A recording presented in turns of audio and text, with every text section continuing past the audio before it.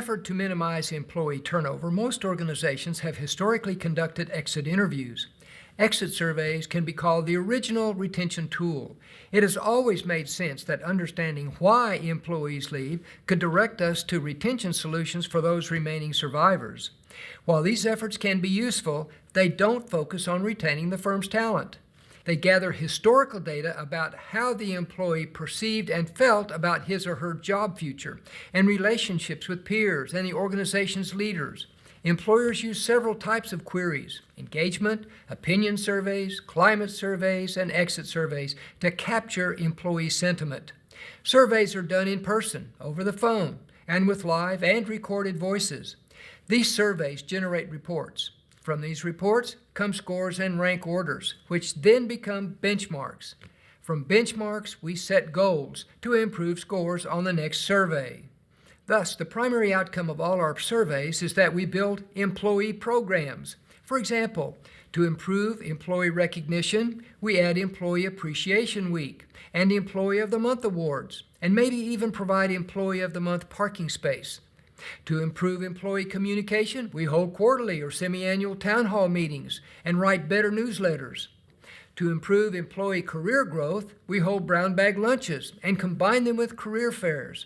The problem is that over time, these surveys, as good as they are, morph into redundant administrative processes that fail to lead us to new and better outcomes.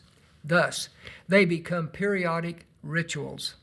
While based on logical thinking, exit interviews and surveys rarely lead to retention or engagement solutions. The barriers or obstacles from these efforts are: 1. Leaving employees often don't tell the truth. 2. Employee participation is far too low, in part because they are often too lengthy.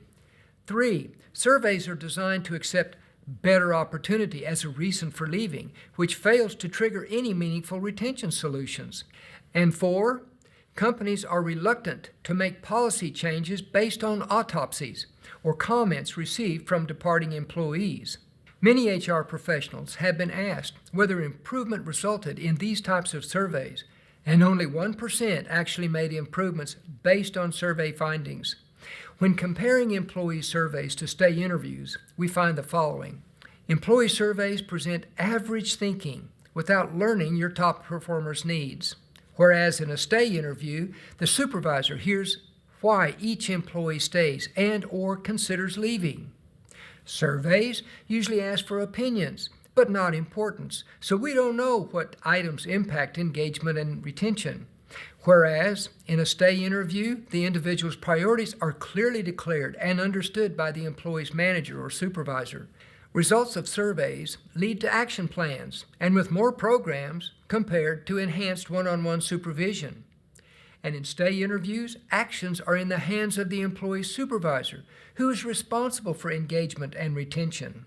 However, these tools benefit only the employer, while stay interviews benefit both the employer and employee.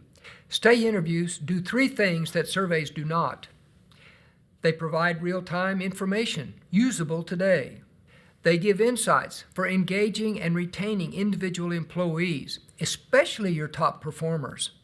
They put managers or supervisors in the solution seat for developing individual stay plans for these human assets.